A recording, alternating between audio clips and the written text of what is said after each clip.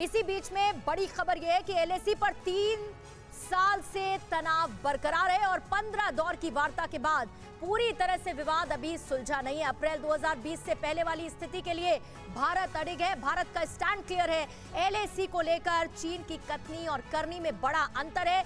रिश्ते सामान्य करने की बात कर सैन्य तैयारियां चीन बढ़ा रहा है और इसीलिए तो शायद सर अमेरिका या बाकी देश ऐसे हैं, जब चीन की बात करते हैं तो चीन को कपटी बताते हैं, क्योंकि चीन कहता है नहीं नहीं हम तो शांति चाहते हैं, लेकिन धीरे धीरे एक एक कदम कर वही जो विस्तारवादी नीति है उसके साथ चीन आगे बढ़ता है। बिल्कुल ठीक कहा आपने और ये सही शब्द चुना है, कपटी।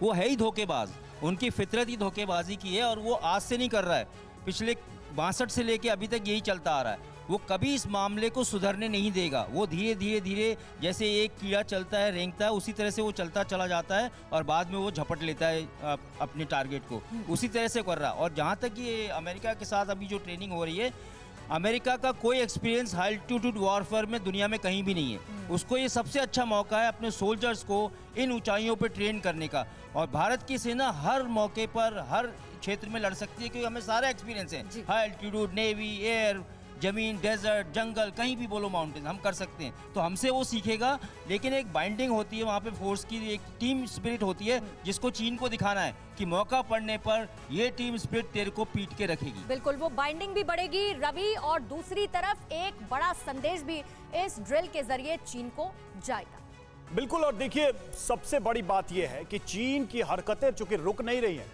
इसलिए सारे देश साथ आने को मजबूर हैं। इस तरह की एक्सरसाइज चल रही है। एलएसी पर आखिर चीन कर क्या रहा है, क्या कारगुजारियां ड्रैगन की तरफ से की जा रही हैं, जल्दी से समझते हैं इसको कि क्या बड़ी बातें निकलकर सामने है। लद्दाख में एलएसी के पास चीन की मजबूत किलेबंदी जारी है, यानी कि अपना इंफ्रास्ट्रक्चर वहां लगातार मजबूत कर रहा है। और बातचीत के बीच चीन ने लगातार सैन्य तैयारियां भी की हैं। आपको याद होगा कई राउंड की भारत के साथ बातचीत चलती रही और उधर हरकतें भी ड्रैगन की चलती रही। पीएलए ने कई नए सैन्य कमांडर भी यहां पर तैनात किए हैं। यहां नई तैनातियां भी की गई, बड़ी संख्या में फाइटर ड्रोन भी तैनात यहां पर किए गए हैं ताकि भारतीय इलाके की निगरानी रखी जा सके।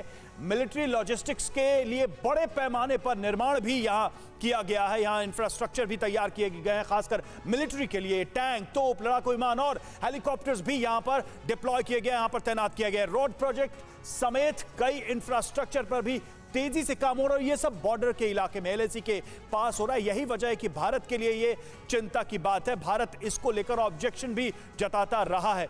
और एलएसी पर भारत की क्या तैयारी है इसको भी समझें, क्योंकि काउंटर भारत की तरफ से होना जरूरी है। चीन की तैयारी के जवाब में 50,000 से ज्यादा जवानों को तैनात किया गया और यह सब देश की सुरक्षा और चीन की हरकतों को देखते हुए किया गया। थल सेना, नौसेना, वायुसेना की हर स्तर पर ऑपरेशनल तैयारी, यानी कि कोई भी इमरजेंसी सिचुएशन में क्विक रिस्पांस की तैयारी, लॉजिस्टिक सपोर्ट के लिए भी बड़े बदलाव पर काम चल रहा है वहां पर, ताकि सेना को वहां पर जो लोग बॉर्डर पर रहेंगे उनको जल्दी से जल्दी हर संभव मदद मिल सके। संवेदनशील इलाकों में लगातार निगरानी की जा रही है, पेट्रोलिंग की जा रही है और इसमें बढ़ोतरी भी भारत ने की है। तमाम चुनौतियों के बावजूद नए निर्माण पर जोर दिया गया। चाइना के ऑब्जेक्शन के बावजूद भी भारत ने अपना काम वहां जारी रखा है। चीन की हर गतिविधि पर बेहद बारीकी से नजर रखी जा रही है। चतुर्वेदी सर, सीधा सा प्रश्न है मेरा, चीन पर क्या प्रेशर होगा अमेरिका की बिल्कुल उसके बॉर्डर के क्लोज उपस्थिति पर? अमेरिकन ट्रूप्स होंगी, इंडियन ट्रूप्स होंगी। जरूर इन चीजों का, इन मैसेजिंग का, इस तरह की एक्सरसाइजेस का असर पड़ता है और चीन पे ये एक बिल्कुल संदेश जाएगा कि आप कोई गलत तरीके की कार्रवाई यहाँ पे ना करें। लेकिन इसके बावजूद भारत को अपने बूते पर सक्षम होना पड़ेगा, भारत को अपने बूते पे, और वही है भारत की सबसे बड़ी ताकत। यही है कि हम अपनी सीमाओं की रक्षा अपने बूते पे करते हैं। नहीं तो जो हाल आज यूक्रेन में हुआ, लेकिन जब सर बड़े सब कॉन्टिनेंट के बीच इस तरह की टेंशन होती है तो 1-to-1 फाइट, क्या ये इतिहास है? अब तो नेटवर्किंग का जमाना है, किस किस ग्रुप में आप हैं उससे आपकी ताकत का पता चलता है। रवि कह रहे हैं उसमें काफी कुछ सत्यता है, लेकिन मैं ये कह दूं कि अगर कोई हमारे साथ लड़ने के लिए आएगा, ये आज भी सत्य है, कोई नहीं आएगा।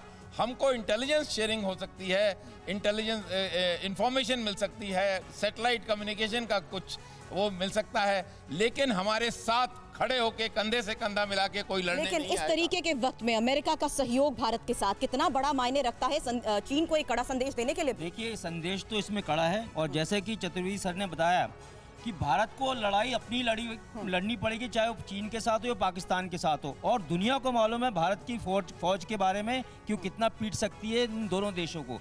तो ये तो क्लियर है। हमें ये एक तो मॉरल सपोर्ट मिलता है, दूसरा हमें लॉजिस्टिक सपोर्ट वो दे सकते हैं लड़ाई के टाइम में, और उनको भी पता चलना चाहिए कौन से एरियाज हैं जिसमें चीन क्या हरकत कर रहा है। अगर मान लो कहीं से मिसाइल दागनी है या सैटेलाइट से उसको, और यही वजह है रवि कि हर जगह को भारत भी पूरी तरीके से मॉनिटर कर रहा है, हर गतिविधि पर, चीन की हर गतिविधि पर बिल्कुल। भारत की भी पैनी नजर है। बिल्कुल, और रूस यूक्रेन वॉर ने बहुत सारे देशों की आंखें भी खोली है। एक रियलिटी चेक भी मिला है, उसमें भारत के लिए भी बहुत सारा सबक है।